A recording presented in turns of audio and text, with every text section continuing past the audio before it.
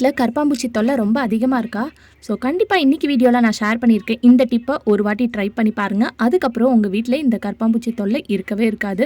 Hi friends, welcome back to our channel. எல்லோரும் எப்படி இருக்கீங்க? கண்டிப்பாக நல்லா இருப்பீங்க நம்புகிறேன். இன்றைக்கி நம்ம சேனலில் டே டு டே லைஃப்பில் எல்லாருக்குமே ரொம்ப யூஸ்ஃபுல்லாக இருக்கக்கூடிய கிச்சன் டிப்ஸ் அண்ட் ட்ரிக்ஸ் தான் ஷேர் பண்ணியிருக்கேன். ஸோ வீடியோவை ஸ்கிப் பண்ணாமல் ஃபுல்லாக பாருங்கள். அதுக்கு முன்னாடி நீங்கள் இன்னும் நம்ம சேனலை சப்ஸ்கிரைப் பண்ணலன்னா இப்போவே சப்ஸ்கிரைப் பண்ணிக்கோங்க. கூட இருக்க பெல் சிம்மில் கிளிக் பண்ணிக்கோங்க. இப்போ வாங்க வீடியோக்குள்ளே போகலாம். ஃபர்ஸ்ட் இப்போ என்னென்னு பார்க்கலாம். இந்த மாதிரி உடச்சக்கல்லாம் நீங்கள் நிறைய வாங்கி ஸ்டோர் பண்ணி வைக்கிறீங்க அப்படின்னா இந்த டிப்பை ட்ரை பண்ணி பாருங்கள். அது வாங்கிட்டு வந்த உடனே இந்த மாதிரி ஒரு கடாயில் போட்டு லைட்டாக ஸ்லோ சிம்மில் வச்சு நல்லா சூடு பண்ணிக்கோங்க. சூடு பண்ணிவிட்டு அதுக்கப்புறம் அதை சூடாக பாட்டிலில் போட்டு ஸ்டோர் பண்ணி வைக்காமல் அது நல்லா ஆறுனதுக்கப்புறம் இந்த மாதிரி கிளாஸ் கண்டெய்னர் இல்லைனா நல்ல ஏர்டைட் கண்டெய்னரில் போட்டு ஸ்டோர் பண்ணி வச்சு பாருங்கள். எவ்வளோ நாள் ஆனாலும் அது நல்லா கிறிஸ்பியாகவும் ஃப்ரெஷ்ஷாகவும் இருக்கும். ஸோ கண்டிப்பாக இந்த டிப் ரொம்ப யூஸ்ஃபுல்லாக இருக்கும். ட்ரை பண்ணி பாருங்கள். அடுத்த டிப் என்னென்னு பார்க்கலாம். இந்த மாதிரி கேரட் பீட்ரூட்லாம் நம்ம வாங்கிட்டு வரும்போது பார்த்திங்கன்னா நல்லா ஃப்ரெஷ்ஷாக இருக்கும். அதுக்கப்புறம் ஒரு மாதிரி காஞ்சி போன மாதிரி இருக்கும். ஸோ அந்த மாதிரி டைமில் இந்த டிப்பை ட்ரை பண்ணி பாருங்கள். இது நீங்கள் ஃப்ரிட்ஜில் ஸ்டோர் பண்ணி வைக்கும் போது இந்த டிப்பை ட்ரை பண்ணக்கூடாது. நீங்கள் எடுத்து யூஸ் பண்ணும்போது தான் இந்த டிப்பை நீங்கள் ட்ரை பண்ணணும். இப்போது ஒரு பாத்திரத்தில் கொஞ்சமாக தண்ணி எடுத்திருக்கேன். இந்த தண்ணியில் கொஞ்சமாக வினிகர் சேர்த்துக்கோங்க. இப்போ இந்த வினிகர் கூடியே கொஞ்சமாக உப்பு சேர்த்துக்கோங்க. உப்பை சேர்த்துட்டு நம்ம வச்சுருக்க காய்கறி எந்த காய்கறியாக இருந்தாலும் பரவாயில்ல அதில் போட்டுட்டு ஒரு 15 மினிட்ஸ் அதை அப்படியே விட்டுருங்க. அதுக்கப்புறம் பார்த்திங்கன்னா அந்த காய்கறி நல்லா ஃப்ரெஷ்ஷாக இருக்கும். அதுக்கப்புறம் நீங்கள் எடுத்து சமையலுக்கு யூஸ் பண்ணிக்கலாம். ஸோ கண்டிப்பாக இந்த டிப்பும் ட்ரை பண்ணி பாருங்கள்.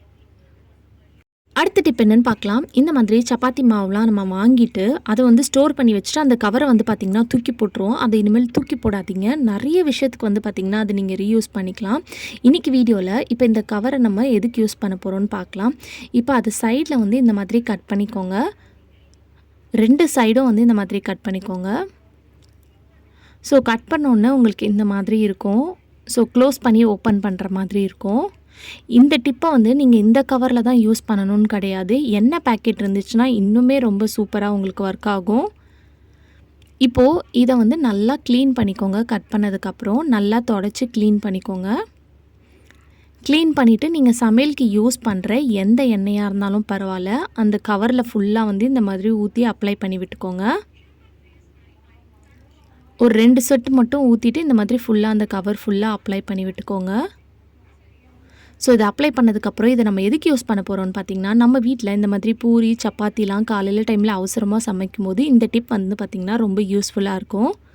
ஸோ இந்த மாதிரி உருண்டைங்களா சின்ன சின்ன உருண்டைங்களாக நீங்கள் லைனாக வச்சிடலாம். லைனாக வச்சுட்டு அந்த சைஸுக்கு ஏற்ற மாதிரி மூடியோ கிண்ணமோ எடுத்துக்கோங்க. எடுத்துகிட்டு இதை இந்த மாதிரி க்ளோஸ் பண்ணிவிட்டு மேலே வச்சு நீங்கள் லைட்டாக ப்ரெஸ் பண்ணி விட்டாலே போதும். ஸோ நம்மளுக்கு இது ஒரு டைம் சேவிங் டிப்பாக இருக்கும். காலையில் டைமில் நம்ம அவசரமாக சமைக்கும் போது இந்த மாதிரி லைனாக உருட்டி மாவு வச்சுட்டு இந்த மாதிரி லைட்டாக ப்ரெஸ் பண்ணி விட்டிங்கன்னா போதும். அது உங்களுக்கு நல்லா திரட்டி கிடச்சிரும். ஸோ இந்த மாதிரி பண்ணதுக்கப்புறம் ஓப்பன் பண்ணி பார்த்திங்கன்னா உங்களுக்கு அழகான ஷேப்பில் பார்த்திங்கன்னா பூரிக்கு வந்திருக்கும். நம்ம யூஸ் பண்ணுற அந்த பாத்திரம் மட்டும் பார்த்திங்கன்னா அதுக்கேற்ற மாதிரி ரவுண்ட் ஷேப் பார்த்து எடுத்துக்கோங்க. ஒர்க்கிங் உமன்ஸ்க்கெலாம் கண்டிப்பாக இந்த டிப் பார்த்திங்கன்னா ரொம்ப யூஸ்ஃபுல்லாக இருக்கும். உங்களுக்கு இன்னும் கூட கொஞ்சம் சைஸ் பெருசாக வேணும்னு நினச்சிங்கன்னா திருப்பி கூட நீங்கள் மேலே இந்த மாதிரி ப்ரெஸ் பண்ணி விட்டுக்கலாம். ஸோ நான் யூஸ் பண்ண அந்த கிண்ணத்தோட ஷேப் பார்த்திங்கன்னா இதில் அப்படியே வந்திருக்கு. நம்ம என்ன கிண்ணம் யூஸ் பண்ணுறோமோ அதுக்கேற்ற மாதிரி பார்த்திங்கன்னா உங்களுக்கு ஷேப் வரும். ஸோ கண்டிப்பாக இந்த டிப் ரொம்ப யூஸ்ஃபுல்லாக இருக்கும். ட்ரை பண்ணி பாருங்கள். அடுத்த டிப்புக்கு கொஞ்சமாக லவங்கம் எடுத்திருக்கேன். ஸோ இந்த லவங்கத்தை பார்த்திங்கன்னா நீங்கள் பவுடர் இருந்துச்சுனாலும் எடுத்துக்கலாம். அப்படி உங்ககிட்ட பவுடர் இல்லைன்னா இதை மிக்சியில் போட்டு நல்லா ஃபைன் பவுடராக வேணும்னு அவசியம் இல்லை. கொஞ்சம் லைட்டாக கொரப்பாக இருந்தால் கூட ஓகே. இதை பவுட்ரு பண்ணி எடுத்துகிட்டு வந்துடுங்க. ஸோ இந்த மாதிரி பவுடர் இருந்தால் போதும். இப்போ இதை நீங்கள் ஒரு ஜாரில் ட்ரான்ஸ்ஃபர் பண்ணிக்கலாம். இதை ஜாரில் ட்ரான்ஸ்ஃபர் பண்ணிவிட்டு இதில் பார்த்திங்கன்னா கொஞ்சமாக நம்ம தண்ணி சேர்த்துக்க போகிறோம். அந்த மிக்ஸி ஜார்லேயே பார்த்திங்கன்னா தண்ணி சேர்த்து அதை நல்லா வாஷ் பண்ணி அந்த தண்ணியை பார்த்திங்கன்னா இந்த பவுலில் நான் சேர்த்துக்கிறேன். இதை ஒரு மூடி போட்டு 1 ஹவர் அப்படியே விட்டுருங்க. 1 ஹவருக்கு அப்புறம் நீங்கள் எடுத்து பார்த்திங்கன்னா இப்படி தான் இருக்கும். இது எதுக்குன்னு பார்த்தீங்கன்னா, உங்க வீட்ல கரப்பான்பூச்சி, பல்லி, தேவையில்லாத பூச்சி தொல்லை இருக்குன்னா, கண்டிப்பா இந்த டிப்ப ஒரு வாட்டி ட்ரை பண்ணி பாருங்க. ரொம்ப எஃபெக்டிவா ஒர்க் ஆகும். ஸோ இது கூட வந்து 1 ஸ்பூன்லேருந்து 2 ஸ்பூன் அளவுக்கு பேக்கிங் சோடா வந்து ஆட் பண்ணிக்கோங்க. இப்போ பேக்கிங் சோடா ஆட் பண்ணதுக்கப்புறம் இது கூட வந்து பார்த்திங்கன்னா டூத் பேஸ்ட் தான் ஆட் பண்ண போகிறோம். நான் இன்றைக்கி கோல்கேட் பேஸ்ட் எடுத்திருக்கேன். நீங்கள் ஒயிட் கலரில் இருக்கக்கூடிய எந்த பேஸ்ட்டாக இருந்தாலும் பரவாயில்ல, அதை வந்து சேர்த்துக்கோங்க. இது எல்லாத்தையும் சேர்த்துட்டு ஒரு ஸ்பூனை வச்சு நல்லா மிக்ஸ் பண்ணுங்கள். ஒரு ஸ்பூனை வச்சு நீங்கள் மிக்ஸ் பண்ணதுக்கப்புறம் வந்து பார்த்திங்கன்னா, இது பார்க்குறதுக்கு வந்து டீ மாதிரி தான் இருக்கும். நம்ம டீ டிகாஷன் வச்சா எப்படி இருக்குமோ அதே மாதிரி தான் இருக்கும் பார்க்க. ஸோ உங்கள் வீட்டில் குட்டி குட்டி கரப்பான்பூச்சினால் ரொம்ப தொல்லையாக இருக்குது, எவ்வளவோ கெமிக்கல்ஸ் வாங்கி யூஸ் பண்ணி உங்களுக்கு எந்த ஒரு ரிசல்ட்டும் கிடைக்கலன்னா, கண்டிப்பாக இந்த டிப்பை ஒரு வாட்டி ட்ரை பண்ணி பாருங்கள். ரொம்ப எஃபெக்டிவாக இருக்கும். இதில் சேர்த்துருக்க எல்லா பொருளும் வந்து பார்த்திங்கன்னா வீட்டில் நம்மக்கிட்ட இருக்கக்கூடிய பொருள் தான் சேர்த்துருக்கேன். இதை வந்து நல்லா மிக்ஸ் பண்ணிடுங்க. மிக்ஸ் பண்ணதுக்கப்புறம் இதை நம்ம அப்படியே ஸ்ப்ரே பாட்டிலில் ஊற்றி யூஸ் பண்ணோன்னா கண்டிப்பாக வந்து நம்மளால் ஸ்ப்ரே பண்ண முடியாது. ஸோ அதனால் வந்து ஃபில்டர் பண்ணிக்கோங்க. இந்த மாதிரி நல்லா ஃபில்டர் பண்ணதுக்கப்புறம் உங்ககிட்ட இருக்கிற ஸ்ப்ரே பாட்டிலில் இதை ட்ரான்ஸ்ஃபர் பண்ணிக்கோங்க. அப்படி ஸ்ப்ரே பாட்டில் இல்லைன்னா எம்டி ஏதாவது வாட்டர் பாட்டில் இருந்துச்சுன்னா அந்த கேப்பில் வந்து ஹோல்ஸ் போட்டு கூட நீங்கள் யூஸ் பண்ணிக்கலாம். இந்த ஒரு ஸ்ப்ரே லிக்விட் இருந்தால் போதும், உங்கள் வீட்டில் எந்த மூலை முடுக்கில் கரப்பான்பூச்சி, பல்லி எந்த இருந்தாலும் உங்கள் வீட்டு பக்கம் வரவே வராது.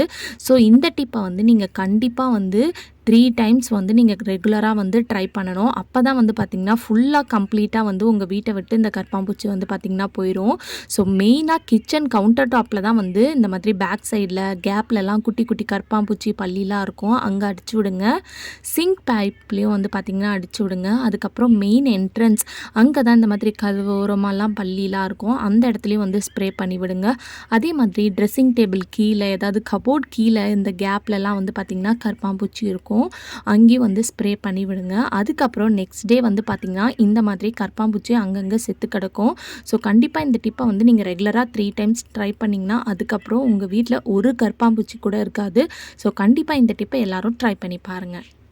அடுத்த டிப் என்னென்னு பார்க்கலாம். நம்ம வீட்டில் யூஸ் பண்ணுற மிக்ஸி ஜார் அப்பப்போ ரிப்பேர் ஆகுது, பிளேடு வந்து பார்த்திங்கன்னா சரியாக ஒர்க் ஆகலை அப்படின்னா இந்த டிப்பை ட்ரை பண்ணி பாருங்கள். நம்ம வீட்டில் ரெகுலராக இந்த மாதிரி தேங்காய் சட்னி, ஏதாவது சட்னி வந்து பார்த்திங்கன்னா அரைச்சிக்கிட்டே இருப்போம். அந்த டைமில் இந்த மாதிரி ட்ரை பண்ணி பாருங்கள். நம்ம எப்போவுமே மிக்சியில் தேங்காய் சட்னி அரைக்கும் போது தேங்காய், பொட்டுக்கடலை இல்லை உடச்சக்கடலை எல்லாத்தையும் ஒன்றா போட்டு சேர்த்து அரைப்போம்.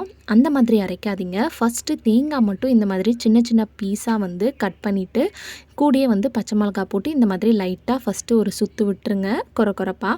அதுக்கப்புறம் நீங்கள் சேர்த்துக்கிற உடச்சக்கடலையோ வேர்க்கடலையோ இந்த மாதிரி சேர்த்துட்டு நீங்கள் போட்டு மொத்தமாக அரைச்சி பாருங்கள். இந்த மாதிரி அரைக்கும் போது உங்கள் மிக்சியோட பிளேட் ஷார்ப்னஸ் வந்து பார்த்திங்கன்னா உங்களுக்கு நல்லாயிருக்கும். ரொம்ப நாள் வரைக்கும் பார்த்திங்கன்னா ரிப்பேர் ஆகாமல் உங்களுக்கு மெயின்டைன் ஆகும். அது மட்டும் இல்லாமல் தேங்காயும் வந்து பார்த்திங்கன்னா நம்ம எல்லாம் போட்டு அரைக்கும் போது அங்கங்கே முழுசாக இருக்கும். இந்த மாதிரி அரைக்கும் போது எல்லா தேங்காயும் நல்லா ஈவனாக அரைச்சிருக்கும். ஸோ கண்டிப்பாக இந்த டிப்பு ரொம்ப யூஸ்ஃபுல்லாக இருக்கும். ட்ரை பண்ணி பாருங்கள். ஓகே ஃப்ரெண்ட்ஸ், இன்றைக்கி வீடியோவில் நான் ஷேர் பண்ணி இந்த டிப் கண்டிப்பாக உங்களுக்கு யூஸ்ஃபுல்லாக இருக்கும்னு நினைக்கிறேன். இந்த வீடியோ பிடிச்சிருந்துச்சுன்னா மறக்காமல் நம்ம சேனலை லைக் பண்ணுங்கள், ஷேர் பண்ணுங்கள், கமெண்ட் பண்ணுங்கள், சப்ஸ்கிரைப் பண்ணிக்கோங்க. தேங்க்யூ ஃபார் வாட்சிங்.